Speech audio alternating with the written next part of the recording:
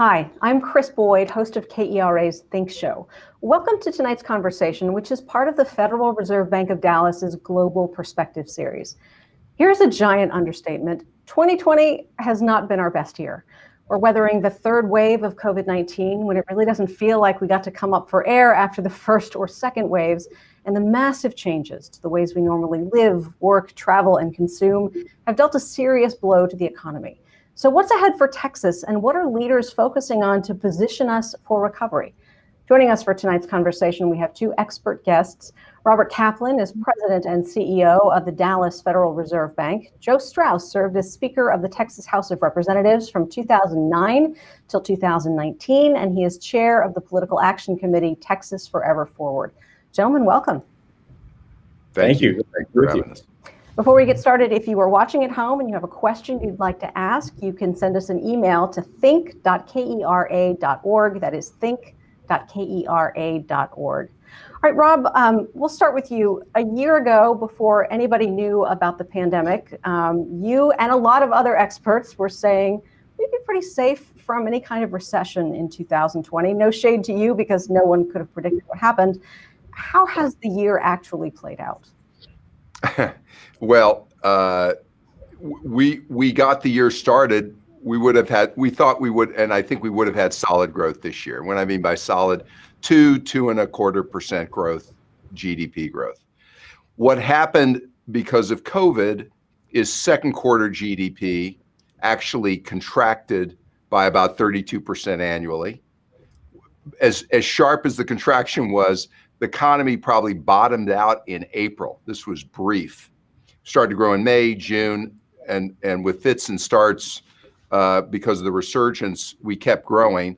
So third quarter GDP grew about 33% annualized. So we had a big decline, we had a rebound. And now we're at an awkward period where I would have told you a few weeks ago we'd grow again in the fourth quarter, and we may still, but the resurgence is so strong that if it gets worse and worse and worse, we're noticing mobility and engagement starting to decline in various cities in the country, El Paso being an example, where they had to do lockdowns. I think consumers and population will power through this until in their city, the healthcare system gets overwhelmed and local officials don't have a choice but to put restrictions on. So we're going to have a rough, I'm afraid, I hate to say this, we're going to have a rough fourth quarter and I think a very challenging first quarter. The good news is over the horizon by middle of next year, because of a vaccine and wide dissemination, we're going to have 3.5% growth next year. It's going to be above trend, but we're going to have to get through the next 6 months and it's going to be challenging. Joe, a lot of Americans are hoping for another round of federal relief funding to help them get through periods of underemployment or unemployment. Efforts to push that out at the federal level have been gridlocked in Congress. When you were Speaker of the House in Texas, you developed this reputation for working productively across the aisle in a state that is not known for shying away from partisan politics. Any thoughts on why lawmakers in the Capitol seem unable to make progress? Well, I think during the election season, the partisanship obviously is pretty raw and important because you have a choice between Republican or Democrats to vote for. But I always found once the session began that most of the members who get elected are elected to get something done. And I felt when I was the presiding officer of the House for that decade that if I worked at bipartisanship, if I worked at putting together an agenda that wasn't partisan, that everyone could buy into, and most of the issues that the legislature deals with are not partisan. You don't have Republican elementary schools or Democratic highways. And I think that once the session begins, if the leadership wants to unite people and wants to get things done in a limited amount of time and with always limited dollars, it can be done. But it takes work and it takes the determination that's what you want to do. So I'm pretty optimistic about the Texas legislature always. And, despite the fact that there are forces out there and interest groups that want Austin to become more like Washington, D.C. And so I hope that leadership will resist that. And so far, most of the time they do. There are those times that we've seen in the past where there are these, I'd call them divisive social issues that pop up that get a little too much attention, a little too much push from certain leaders, and that doesn't help. It can poison the entire atmosphere. On the plus side, 2 years ago, that didn't happen. And House Bill 3 was a big boost forward for public education. And so, I'm optimistic. Politics in general, though, has been pretty caustic. And I'm hoping after this election, with the new president who messaged all the way through his campaign that he wanted to be a uniter and not a divider, I think that works. It worked for George W. Bush when he was running for president. I think it'll work for Biden as a Democrat as he prepares to take office. What's the situation with budget shortfalls for state and local governments because of declining tax revenues due to the pandemic? You want me to take that, Krys, or Joe? Up to you. Either one of you. Rob, why don't you jump in? So I'll set the table very, very quickly. Most cities and states in this country suffered a big hole in their budget from the second quarter, lack of tax revenues. Things are better, but they've got to balance their budgets. And so most cities and states I talk to, municipalities, are waiting to see whether there's fiscal relief. But if there isn't, many of them I talk to are going to have to make cutbacks at a time where they're being asked to do more to support schools and support a whole range of activities because of COVID. Broadly speaking, did you want to follow up on that, Joe? Oh, I was only going to say that on the state level, and having lived through an enormous budget shortfall in 2011, that the current outlook for the state, the current biennium that we're in, rather than the $2.9 billion surplus that was certified at the end of the last session, it's now a $4.6 billion shortfall. And the projection for the biennium that the legislature is coming in to tackle hasn't been made yet. The comptroller will make that at some point, no later than the first day the session gavels in January. And it likely could be as deep as the one in 2011. And so as Rob mentioned, federal stimulus funds could help, but I think they're going to be needed at the state level and certainly also at the local. And Krys, I might take the opportunity to broaden this when we talk about fiscal support. So there's the state and local government support, and then there's the other issue, which is relief for those who are unemployed or those who can't get enough hours, even though they are employed.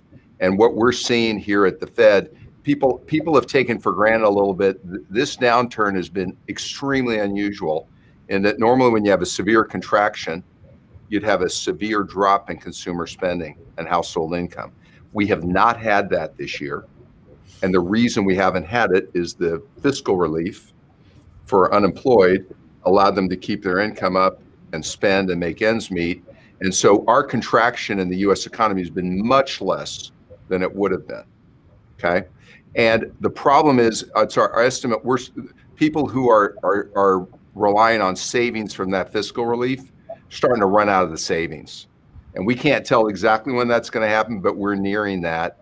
And if you have this resurgence, you have small businesses under more pressure because of the resurgence, and a big millions of people who can't make ends meet. It means you're going to have eventually going to see consumer spending start to drop off. And we're going to this is going to feel a lot more like a typical recession if we let this go too far. So what makes sense to you? Something like a repeat of the measures in the KERS Act, a differently structured relief package? Yeah, our own view is there's going to need to be extension in some form. Doesn't have to be the $600, but in some form, maybe reduced, of unemployment relief, and also for those who can't get enough hours that they can make ends meet. That would be number one. The state and local government relief, I do think, is also very important. And those would be two things I'd mention right off the bat. And then there's all the things to fight the pandemic, PPE funds, testing funds, et cetera. We're not, even though the vaccine news is optimistic, that's going to affect things spring, middle of next year, or is our estimate. We got to get through the next 6 months. How would either of you say Texas has weathered this downturn as compared with other states? What do we have going for us, and what do we have working against us in Texas? Rob can probably address the other states better than I can, but I think Texans are resilient, and I think that I've been surprised. I'm not privy to all of the information I used to be, but I've been surprised at how stable things have been, and how diligent people have been in going about as much of their daily lives and their business lives as they can. But there's no doubt there's a lot of stress out there. And again, I think the legislature is going to have its hands full, just in maintaining some of the good things they did 2 years ago that weren't funded into the future. So there's a lot of challenges out there, but the one thing you can always say about our state is that our people are resilient. We're risk takers. We meet challenges, and I would always bet on Texans to get through difficulties, better than anyone else. And I would just to build on what Joe said, I agree with everything Joe said, and just to frame it, our downturn in the spring was not quite as bad as the country's, because our incidence of the virus in the spring was not quite as bad as places like New York and other states. We had a resurgence in June through, say, August that was a little worse than some of those other states. And the long and the short of it is, you'll see our downturn, our recovery has been similar to the country.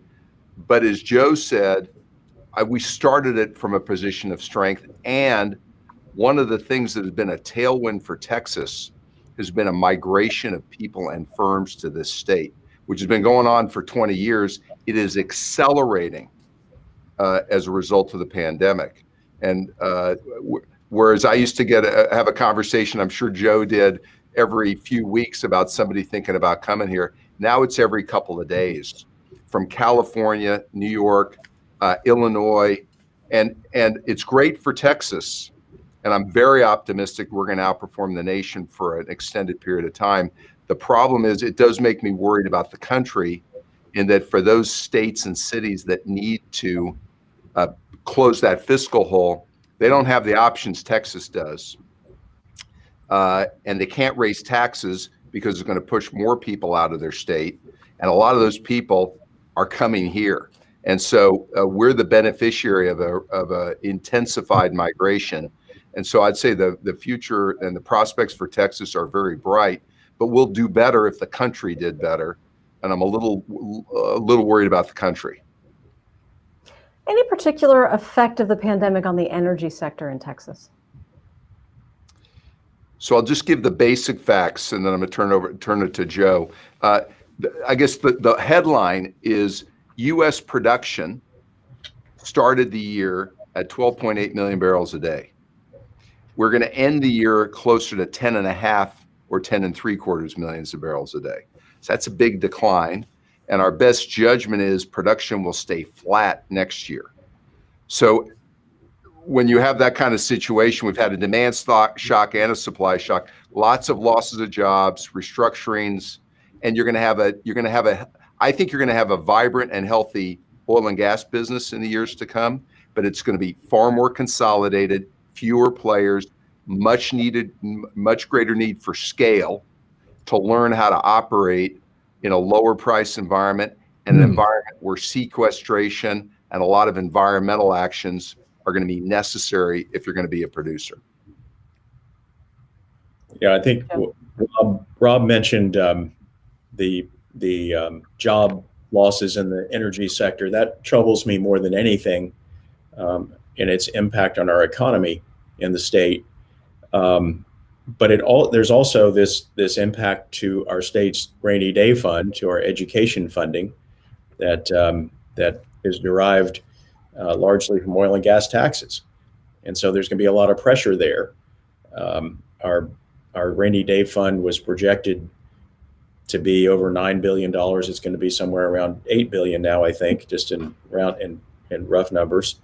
And there's also an impact on transportation funding due to some changes we made a few years ago, where some of the oil and gas revenue is diverted off into funding infrastructure for roads and highways. So all of that's continued pressure and a problem that needs to be addressed by our legislature. But I also know that leaders in the energy industry in Texas are absolutely brilliant. This isn't the first problem they've faced, not even the second or third, some of them.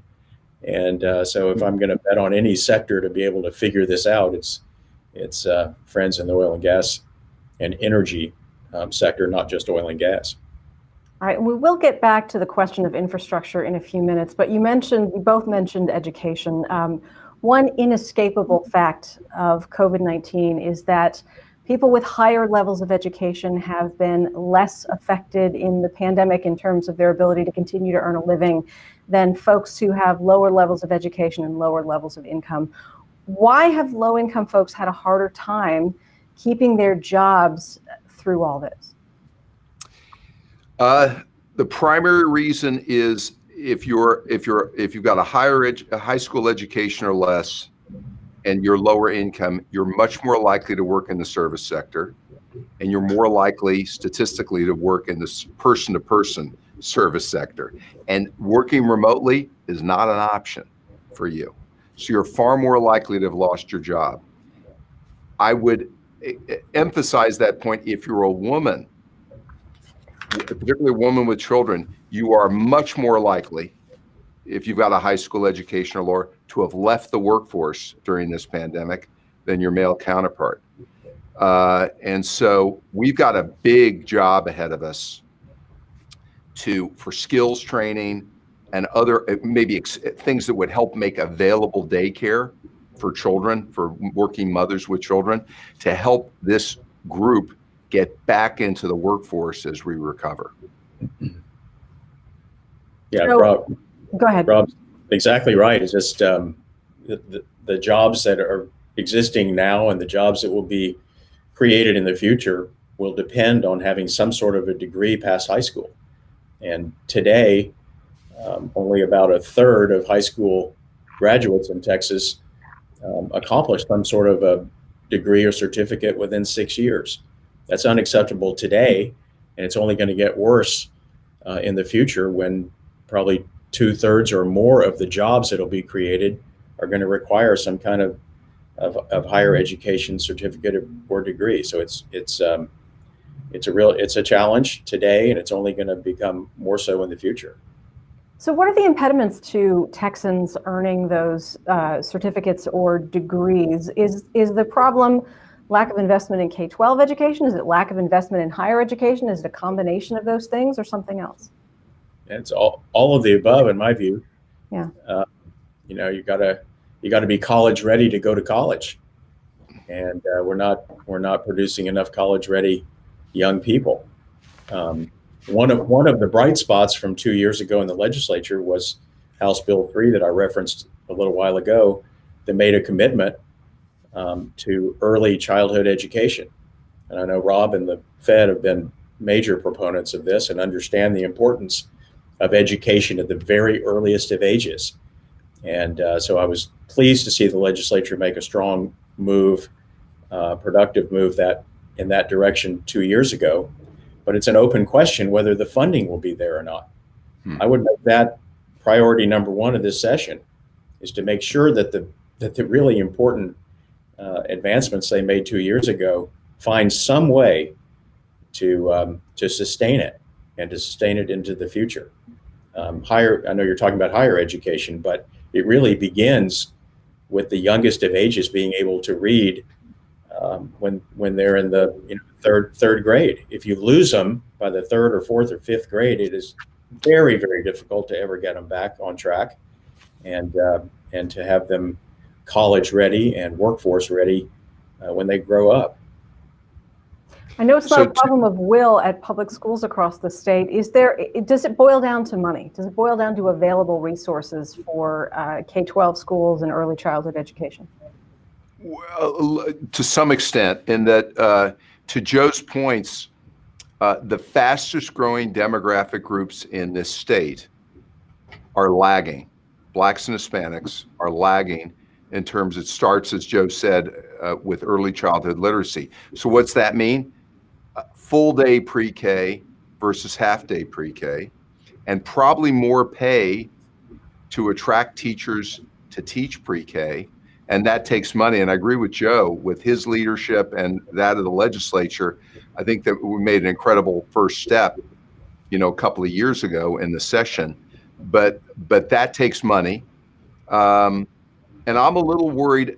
So I always say to people, if you had an extra $1 to spend, where would you spend it? And I always say 0 to 5, because I think we're making great progress in improving secondary education. And yes, it does take money and teacher salary, but I'm worried that we're starting too late. And Joe cited, we've got too many kids who are starting in secondary education already behind, and we've got to get them earlier. And so if I had to over allocate to one area, and Joe said, I totally agree, early childhood, and that means pre-K. Make sure we really invest in these early childhood literacy programs. The nice thing about skills training is a lot of that can be funded by corporates, may not have to come from government. But I would say on your question about college, college completion in this state has been disappointing. The rates have been disappointingly low. And it tells us, based on our research, probably a better avenue for some percentage of kids is go for skills training first. Get that under your belt. Make sure you got a middle-class job. Then maybe go for college.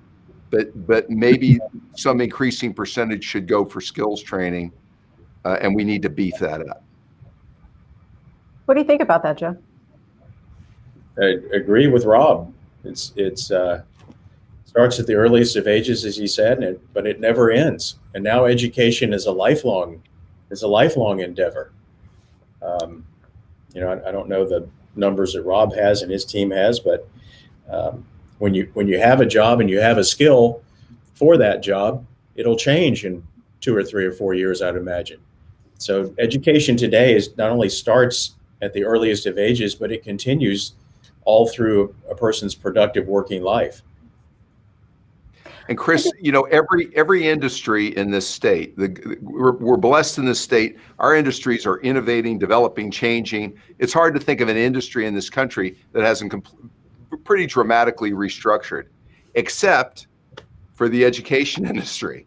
It's been slower, and I think we're making a lot of great progress. But the child of today, as Joe said, is going to have to be more adaptable than we had to be when we in our careers. Going to have to change jobs more often. Jobs they were in or functions they were in are going to get disrupted out of existence by technology. And we've got to create an education system that is available and accessible at various points in your career to go and get retrained, get back in the workforce.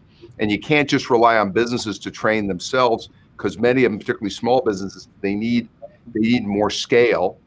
And this is where junior colleges and high schools in this state are doing a good job, but they play a key role, but we need to increase that emphasis.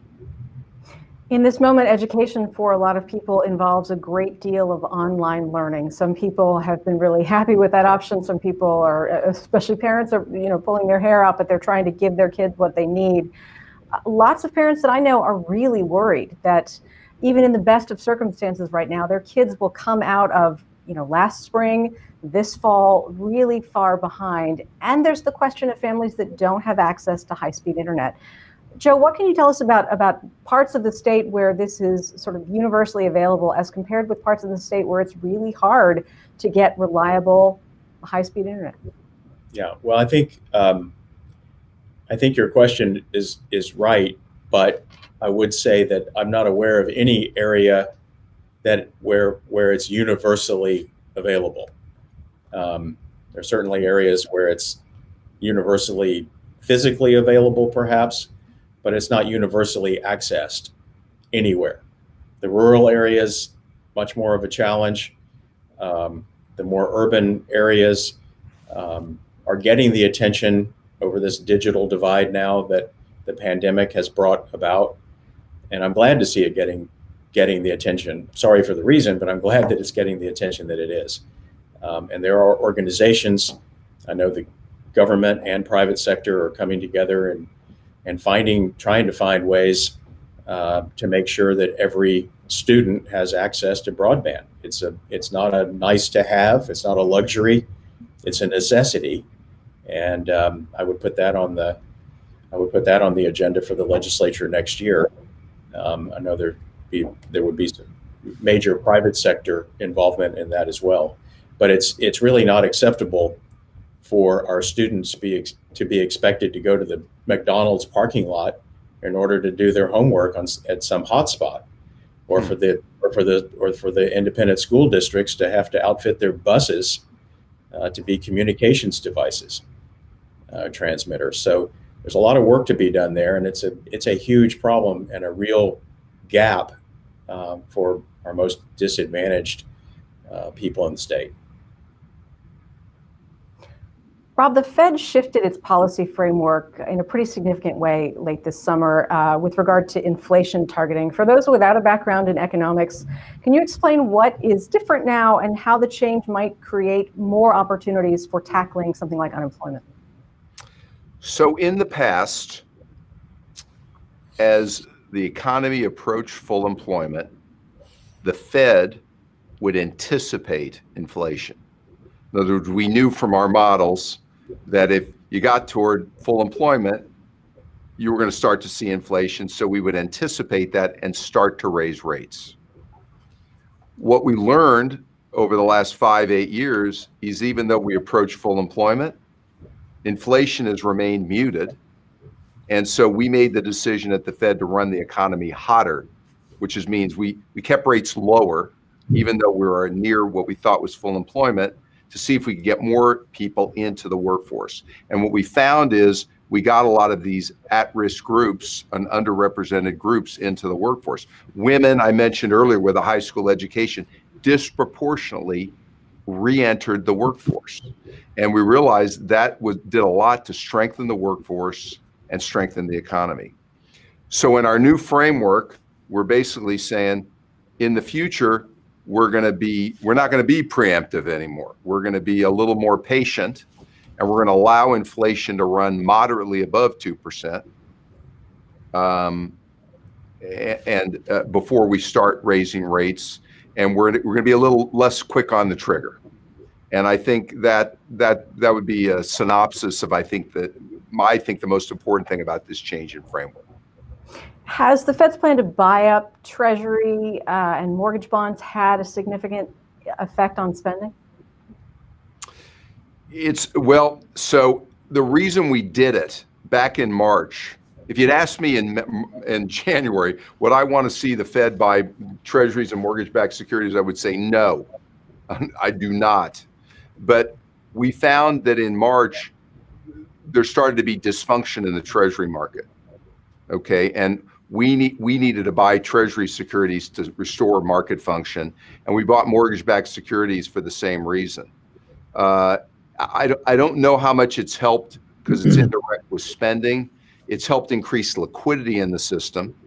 It's certainly, I will just acknowledge it, has had some effect positively on asset prices, financial assets.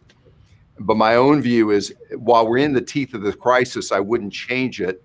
But as we get beyond the crisis where we've weathered it, I would like to see us start to taper these purchases and start to wind them down. Joe, you recently published an op-ed that called for Texas to consider expanding Medicaid coverage for able-bodied, low-income adults in the way a number of other states already have. The state could have done this several years ago. Why did it not happen, and why do you think it's a good idea to happen now? Well, when I was in the House about, I can't remember how long ago it was, 8 years ago or so, we did take a cut at this. We didn't call it Medicaid expansion. We called it the Texas the Texas Health Plan, and it was to access more federal funds in a smart way, in our own way, with some restrictions that that we thought we could negotiate with the federal government. But the fact is that what we're doing now is not working. It's not sufficient, and it's been I think 10 years or so that we've been operating our healthcare system in Texas on Medicaid through a series of waivers, temporary waivers that occasionally get extended a couple of years, and they'd say, well, we'll figure out a longer term plan later. And it's been both through Republican and Democrat administrations that this has happened. And I think there is a day of reckoning coming. I think it's about $6 billion a year in these funds that come through the 1115 waiver. And it's a structure that's not sustainable. It's an agreement that begins to come to an end in September of 2021.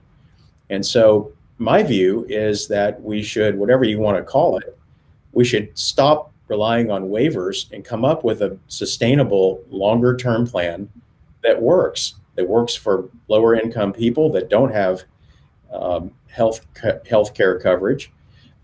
Texas should not be the 50th state in healthcare coverage. I'm sorry. We have an economy that has a Federal Reserve branch in it, for heaven's sakes. We shouldn't be last in healthcare coverage. And we should be able to come up with our own plan. You don't have to call it Medicaid expansion if you don't want to, but we shouldn't live on these temporary waivers. We should have a sustainable, well thought through strategic plan to draw down federal funds, just like other states do. Other Republican states have done. Oklahoma, for heaven's sakes, has done it. Missouri's a Republican state who's gone this route. So I think the time has come to dust off the old plan that we had about 10 years ago and put together a Texas-centric plan that pulls us up from 50th, way up from 50th, and would be good for our economy.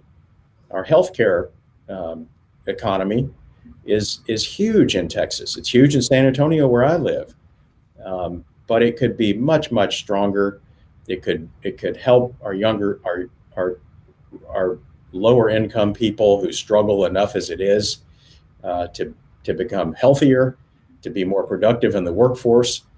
And I just think the time's come to take a really strong look at putting together something that's a longer term and smart.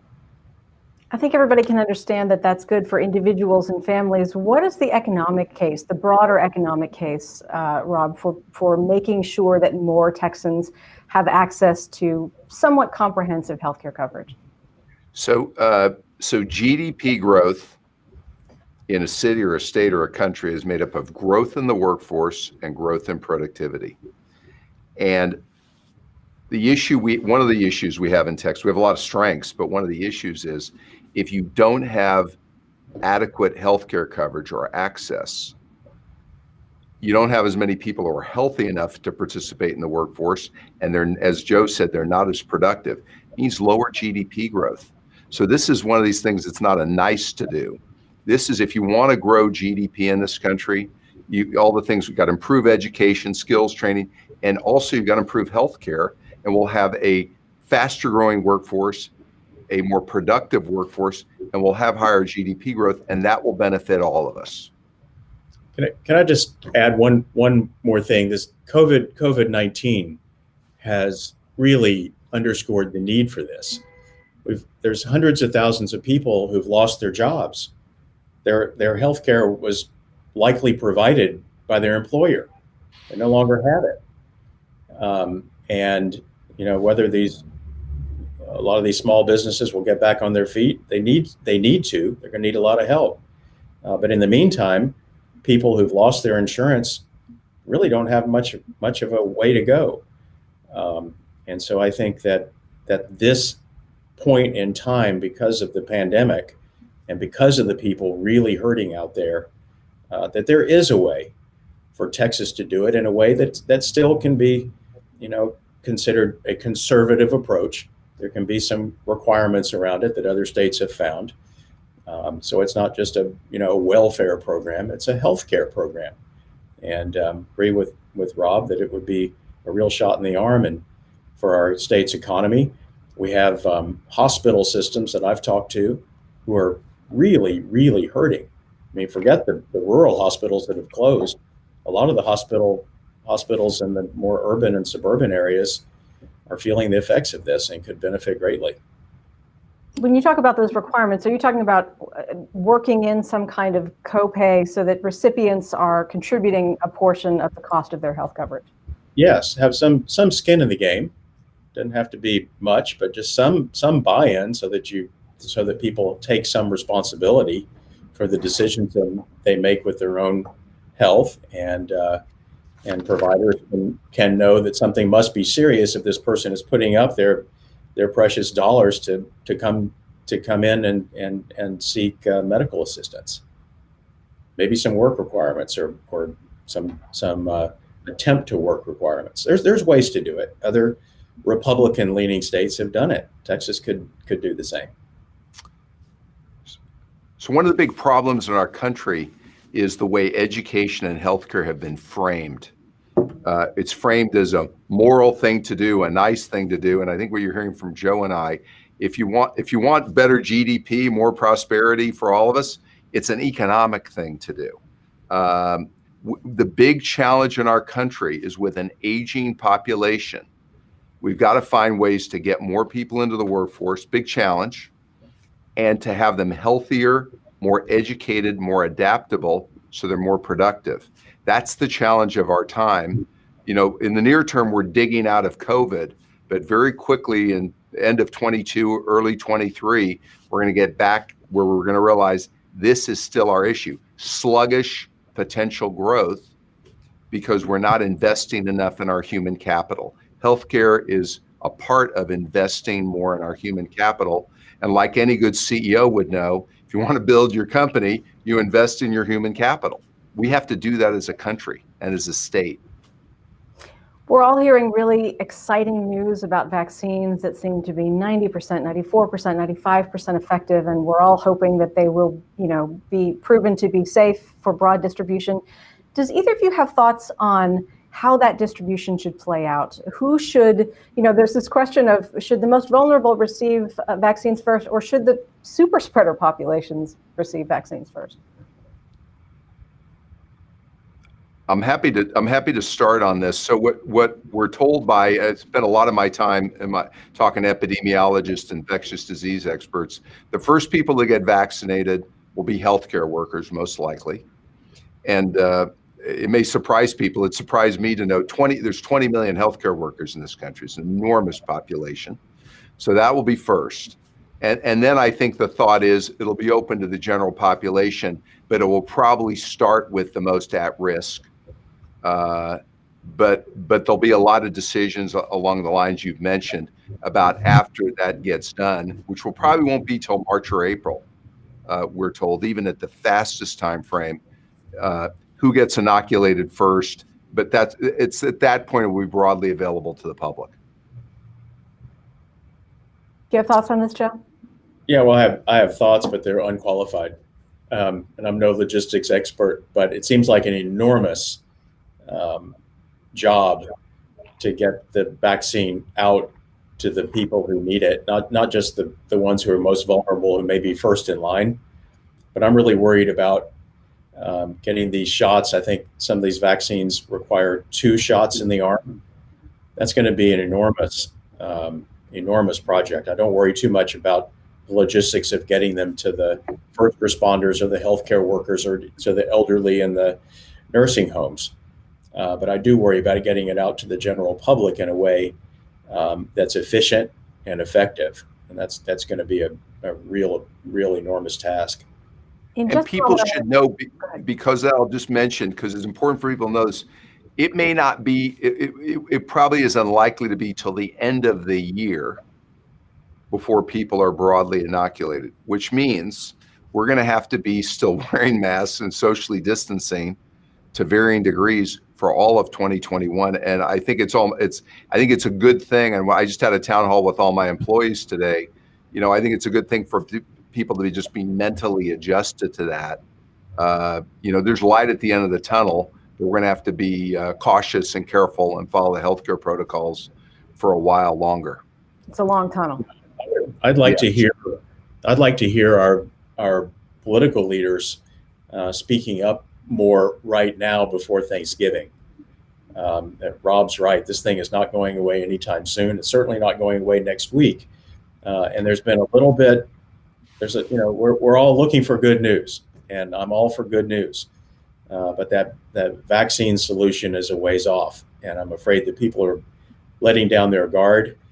And with the holidays coming up, it's really important for our leaders to be speaking out to remind the public of just how serious this is and that we're not through it yet.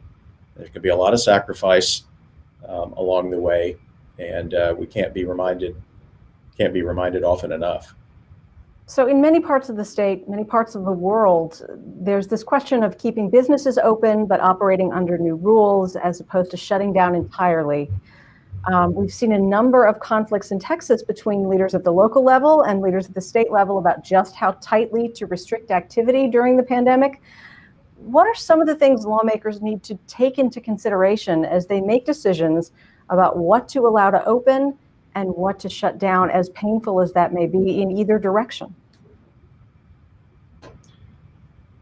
Well, so far, the lawmakers haven't really had a voice in that.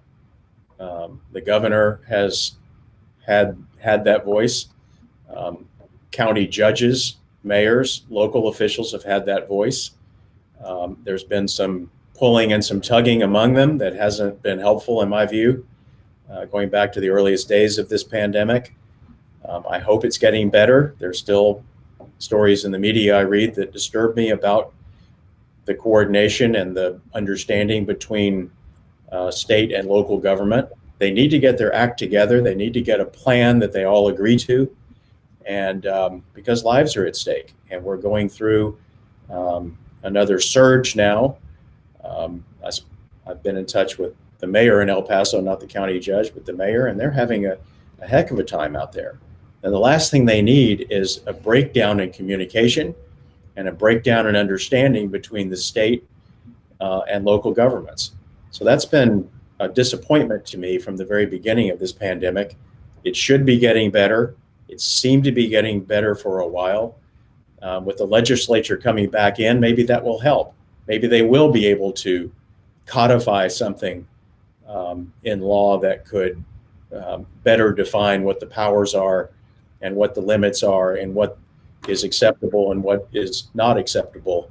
But they haven't yet. Do you have advice as a seasoned politician for, say, a mayor and a county judge who have very different views about how things should be handled? Well, I will say that our county officials and our local officials in many areas of the state, including San Antonio, have done a very good job. They're on the real front lines. They don't just talk about issues that affect the health of their citizens.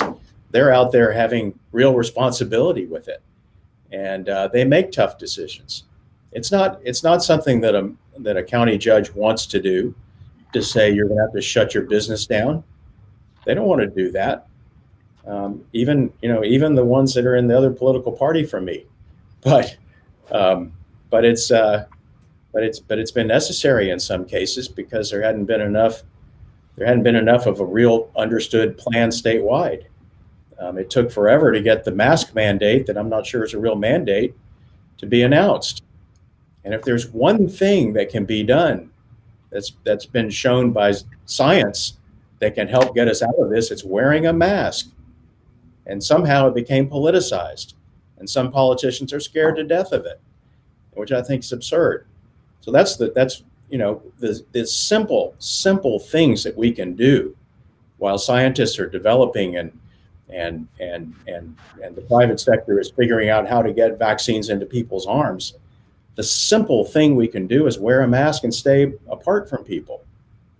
And if you do that, and if we have our leaders out there at the state and local level talking about it every day, then our businesses can continue to operate. Maybe not the way they were operating, but they don't have to close down.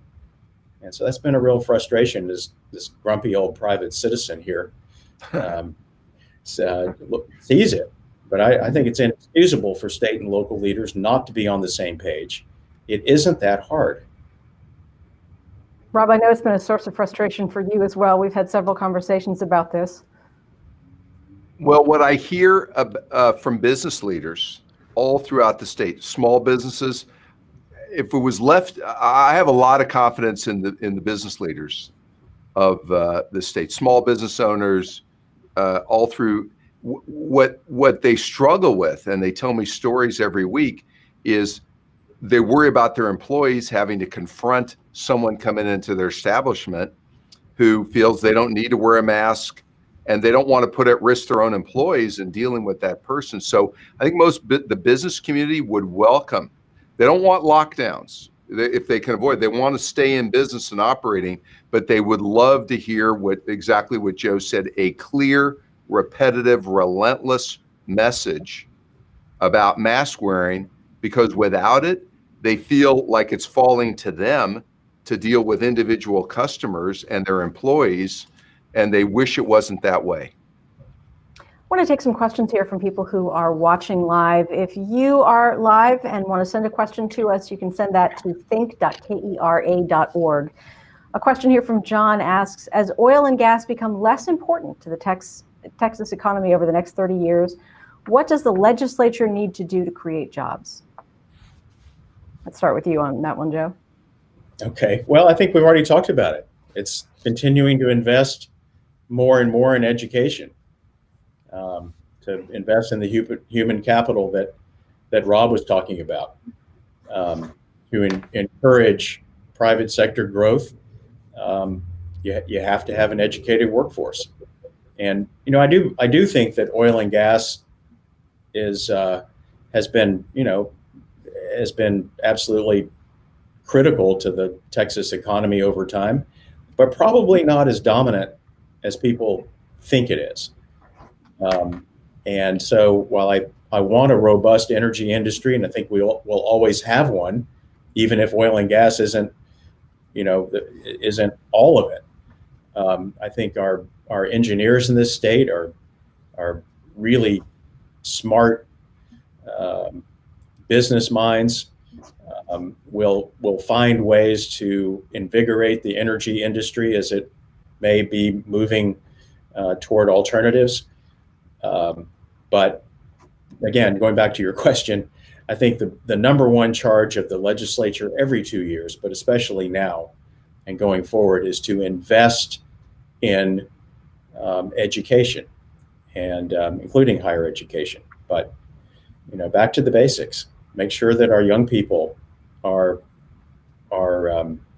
capable of doing the jobs that are going to be created in the new economy.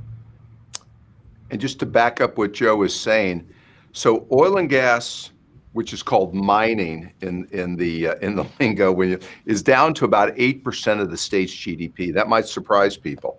Has a big impact on job growth, though. But what we're seeing is the story of Texas, as Joe said, is a story of migration of people and firms here and diversification. We also happen to be the leaders in the country in wind and solar. There's going to be lots of new jobs in wind and solar.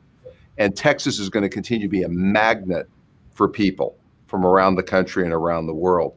So then back to what Joe's saying, if we can invest in things that improve our human capital, education, and healthcare, we're going to be naturally a magnet for people and firms, and we're going to get more and more diversified and stronger and stronger.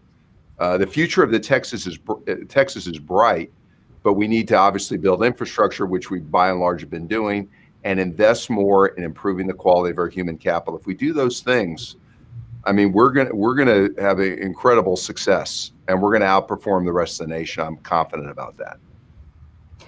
We have a question here from Memo about general declining trust in institutions. He asks you, Rob, as a central banker, does it make your job harder? And then he asks Joe what each of us can do to reverse the trend of that declining trust in institutions. The short answer is yes, it does. And I'd like to think during this period, people's confidence in the Fed, if anything, has improved, and that's made it much easier for us to do our job. It means we can say we're going to do something, and that's enough without actually having to do it. There's backstop programs, for example, we provided to the public markets, have a lot of credibility, and I think people are confident that we're going to do what we need to do to help the economy, and that confidence matters. But it's very important we have our institutions broadly in this country, whether they're political institutions, legal institutions, national defense institutions. Confidence in our institutions is essential to our country and allows us to be free and innovative. And I think anything that undermines that confidence makes our job harder. You know, Rob's exactly right, and I worry a lot about our institutions. I'm not worried that they're fragile because I think they're strong, but I do worry that we're going through a period in our politics right now where people are questioning the strength of our institutions. And I don't want to lay all of this on Donald Trump, but because there had to be some instability or some questioning of institutions, or he wouldn't have been elected in the first place. But I do think that as he has filtered through his 4 years and has gone through an election where he's been elected and an election where he's been unelected, that something that could begin to strengthen our institutions is for people to understand and acknowledge what happened in this election a couple of weeks ago. He got a lot of votes, but he lost. And Joe Biden got more votes in more states with more electoral votes, and he won. And so the first thing I would do is encourage people in my party to acknowledge the obvious and to say our elections are free, they're fair, and the verdict of the American people will stand, and that's a good thing, even if you're bitterly disappointed in the outcome. There are things bigger than your party, and there are things bigger than your own personal political philosophy, and it starts with the people's right to vote in free and fair elections, and we should acknowledge the good job that was done around this country and move forward. Rob, the Senate this week blocked President Trump's nomination of Judy Shelton to serve on the Federal Reserve Board of Governors. First of all, I'll ask if you want to comment on that process at all, but I have a follow-up. I won't comment on the process. I would only say this. Whoever the person is, debate, disagreement, someone coming in with an alternative point of view, I think it should be welcome at the Fed. I won't comment on any individual person or process, but I think debate and disagreement around the table at the Federal Open Market Committee is essential. And so I'm not afraid of that. I don't think my colleagues are either. Then if you would just explain briefly for us the relationship between the Board of Governors, there are 7 governors, and the 12 presidents of the Federal Reserve Banks. You are a president of a Federal Reserve Bank. That's right. So right now, a couple of the governor's seats are unfilled, but there are 5 sitting governors and there are 12 Federal Reserve Bank presidents. The group of us get together formally every 6 weeks, and that's called the Federal Open Market Committee. The difference is the vote rotates around the presidents, and every governor has a vote. But my experience around the table is whether you vote or not is irrelevant. People come to the FOMC meeting. It's a 2.5-day meeting, for lack of a better term, bloated for bear, well prepared, ready to debate, disagree. There are no politics around that table. If Jay Powell says something that one of us disagrees with, he's going to have to hear a rebuttal and explain his views. And so it's pretty apolitical process. where we debate, disagree, and hammer out a recommendation, and then we make a decision and act. So that's the dynamic. And the nice thing about being a Reserve Bank president is I've got 1,300 people and I'm on the ground, and I can bring that to DC every 6 weeks. So I can pretty authoritatively talk about what's going on in the economy, and so do my colleagues. And I think it makes for a very effective process. Joe, Jonathan wants to know if you have plans on running for statewide office in Texas. I don't have plans right now. No, I don't. I did read today that Matthew McConaughey might.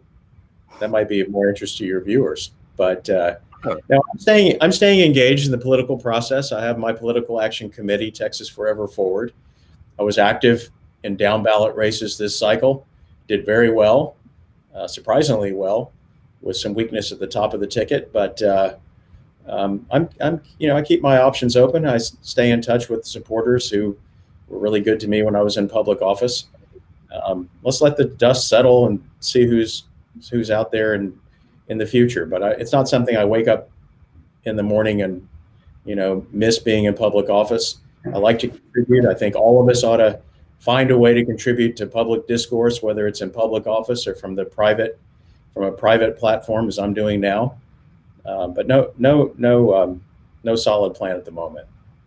And Krys, I just have to say, and I'll say this in an apolitical way coming from the Fed, when I see Joe, what I see is sort of a role model for public servants, for legislators, trying to figure out, diagnose what's going on, come up with solutions, do it in a way that is sensible, bipartisan, and it gives people like me a lot of confidence to see a leader like Joe. And I think he's a great model for what we would benefit from seeing in this country. How long do you imagine? Can I just interrupt 1 second, Rob? Thank you for the generous compliment. One thing that I always valued when I was a policymaker was the incredible trove of information that Rob and his team develop. And I don't think that public policy makers in state government or probably in local government access that or ask for it enough. They're consultants and that sort of thing out there, but the Dallas Fed does incredibly good work that's relevant, and our policymakers would do well to pay attention to it. Rob, do you plan to run for statewide office in Texas? No, I would not be a good politician, but I don't have the skills. But I think Joe is somebody who does, and I'm thankful that he's a leader in our state and in our country. All right, so we know that there's light at the end of the tunnel, but it's far out. I'm curious as to how long either of you thinks it will be before we regain the economic ground we would have made in 2020 had we not had a pandemic. That's a question better for Rob to address, but I'll just say people need to have confidence, and they'll have confidence when this whole COVID thing is dealt with. But we were on a good course. Texas has been such a great story for years and years, and still is. And we're still an envy in business circles around the country. But Rob, you have all the data and the forecast. Do your economist thing. So let me put it this way. As I said, we're gonna have very healthy growth next year. Probably be weighted toward the back half of the year. Next 6 months are going to be challenging. It would be our best judgment that by the end of 2022 or early 23, we'll start approaching again 3.5% to 4% unemployment. That's where we were back in January. And so maybe that's the best indicator of when we're so-called back. But it probably won't be till the end of 22, sometime in early 23. Will it take longer for women to regain the positions they had before the pandemic than for men, women who have dropped out of the workforce to care for kids? Well, I'll put it this way. If women lag, then the results I just talked about, we're not going to get there. It will require women to get back to their representation of the workforce, and particularly women with a high school education or less. If they don't get back in the same way they were pre-pandemic, we'll grow more slowly. So I'm assuming that will happen. Will it take longer? I think it may take beefed up skills training and ability to help groups adapt, but we've got to do that. It's not an option. And so I'm confident we will, and we'll get back to where we were, and women in the workforce will get back to where they were, I'm hopeful, by early 23.